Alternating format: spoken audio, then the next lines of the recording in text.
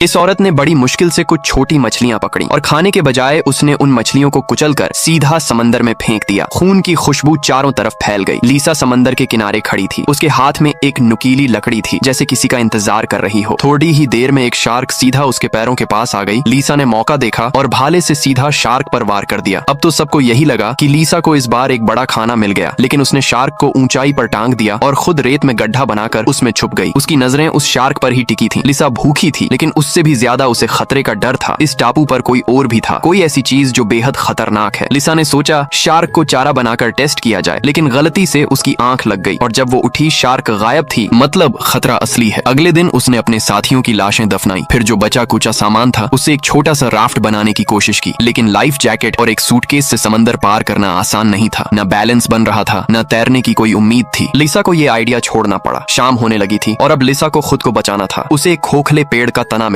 वो उसमें घुस गई, पर आधी रात को उसके आसपास अजीब आवाजें गूंजने लगीं। फिर अचानक पेड़ का तना जोर जोर से हिलने लगा। लीसा बिल्कुल शांत रही। उसे पता था अगर वो जरा भी हिली तो शायद वो बच नहीं पाएगी। उस रात उसने इसी तरह खुद को रोके रखा, लेकिन अगली सुबह तक उसका छुपने का ठिकाना टूट चुका था। अब उसे एक नई जगह चाहिए थी और एक हथियार भी। तभी उसने दूर समंदर में एक बॉडी तैरती देखी। वो वही साथी था जिसे उसने खुद दफनाया था, लेकिन अब उसका नीचे का हिस्सा गायब था, जैसे काटने के निशान थे। उसे लग रहा था कि इस काम के पीछे वही दरिंदा है। एलिसा ने फिर वही तरीका अपनाया। उस बॉडी को ऊंचाई पर टांगा और खुद रेत में छुप गई। रात होते ही वो दरिंदा फिर से आया और बॉडी का बाकी हिस्सा भी खा गया। अब लीसा को दो बातें समझ आ गईं। पहली, वो दरिंदा सिर्फ रात को बाहर आता है। दूसरी, वो समंदर में रहता है और पेड़ पर चढ़ नहीं सकता। अब लीसा ने फैसला किया, हर शाम सूरज ढलने से पहले टेंट ऊंचाई पर लगाया जाएगा। जब टेंट बनकर तैयार हुआ, लीसा को थोड़ी राहत मिली, लेकिन उसने एक बात नहीं सोची थी। वो दरिंदा न सिर्फ पानी में तेज था, बल्कि उसकी सूंघने की ताकत भी कमाल की थी। और उस रात वो पागल हो चुका था। वो सीधा लीसा की तरफ बढ़ रहा था।